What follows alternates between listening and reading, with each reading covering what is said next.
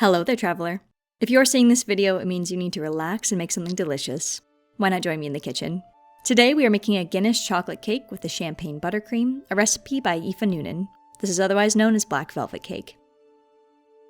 To begin, let's preheat the oven to 350 degrees Fahrenheit and prepare our cake tins. I have two 8-inch tins I'm going to make parchment circles for. Just fold a piece of parchment in half a few times, size it up, and then cut it to size. Spray those down and set those tins aside.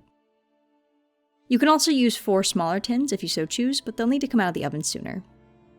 Then let's move over to the stovetop. We are going to take 345 grams of unsalted butter and melt that in a medium saucepan. Then we're going to whisk in 1 bottle of Guinness and sift in 95 grams of cocoa powder, mixing that until dissolved. We'll then set this Guinness mixture aside until it's cooled.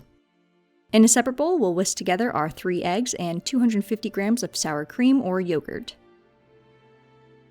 We can then add in the Guinness mix.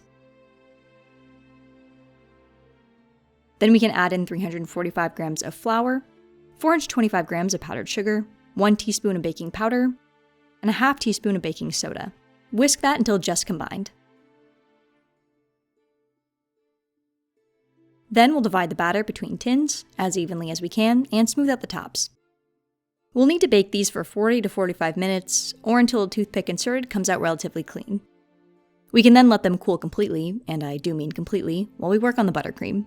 We are going to take 200 milliliters of champagne and reduce it over the stove over medium-low heat, stirring occasionally. By the end, you should have about 5 tablespoons left. Set that aside for it to cool as well, while we move over to the stand mixer. We're going to take 250 grams of unsalted room temp butter and whisk it until slightly fluffy, then slowly add in 500 grams of powdered sugar until well combined and also fluffy. We'll add in about 1 teaspoon of vanilla extract or paste, then our reduced champagne. Then let's take this over to our icing station. Now that our cakes are completely cooled, we can work on assembling this cake. To flatten the tops of these cakes and make them more aesthetic, what we can do is take a serrated knife and hold it across the top as flat as you can manage. Applying a gentle amount of pressure, you can slowly turn the cake, bringing the knife in slightly. Once you go around the whole cake, you can apply a little bit more pressure, rotating the cake around, and eventually you'll make your way through the whole cake and have a nice flat top to work with. The tops are then chef scraps. Repeat this process for both or all of your layers. Then we can take some of our buttercream and work it into the middle of the cake. We want a semi-even layer, but this part doesn't need to be perfect. We can then add on our next layer, and this is where you want to try and make this look presentable. I'm working this in with an offset spatula, trying to get as smooth of an outside as possible.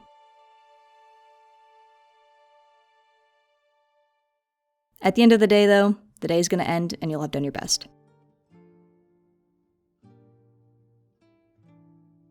Now let's try and get a nice slice out of the sucker. This cake works in the same way that chocolate and coffee work well together. The bitterness makes the chocolate have more depth of flavor, and this cake is definitely not dry. The buttercream wasn't my personal favorite, just a little bit too basic for my liking, but my husband said he really enjoyed it, so to each their own. Plus, the base of the cake is good enough for the pair.